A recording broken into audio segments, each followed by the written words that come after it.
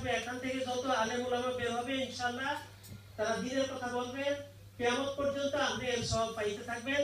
এই জন্য আমি সবাইকে অনুরোধ করি যে এত সুন্দর একটা প্রতিষ্ঠানের ওনারা চিন্তা করছেন, একটা কম্প্রিহেন্সিভ মাদ্রাসা প্লাস সবকিছু আছে, এখানে মসজিদ আছে, সবকিছু আছে।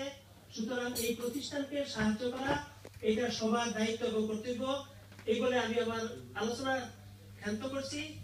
সবাইকে ধন্যবাদ। আল্লাহ রাব্বুল আলামিন আমাকে এবং আপনাদের সবাইকে ভালো কাজ নিজের জন্য এবং সমাজের জন্য করার তৌফিক দান করুন, আমিন। আসসালামু আলাইকুম। ধন্যবাদ মাওলানা সাহেব। সরি আমরা সময় দিতে পারতেছি না, অনেকে আনতে পারতেছি না, আমরা সময় সংকীর্ণতার জন্য। এ পর্যায়ে সংক্ষেপে বক্তব্য রাখার জন্য অনুরোধ করছি মাওলানা আবুল কাহা সাহেবকে।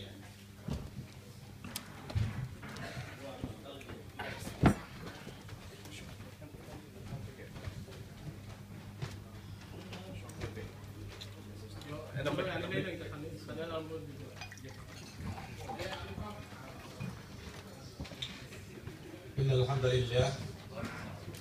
الحمد لله رب العالمين والصلاة والسلام على من اختص بالخلق العظيم محمد صلى الله عليه وسلم وعلى آله وأصحابه الطيبين الطاهرين وعلى الذين قاموا لنصرة الدين القوي أما بعد উপস্থিত হাজিরিন کرام আমি অত্যন্ত সংক্ষিপ্তভাবে আপনাদের সামনে কয়েকটা কথা বলব, যেহেতু সবাই সিলেটি, অধিকাংশ মানুষ সিলেটের দ্বারা সিলেটি ভাষায় বলব।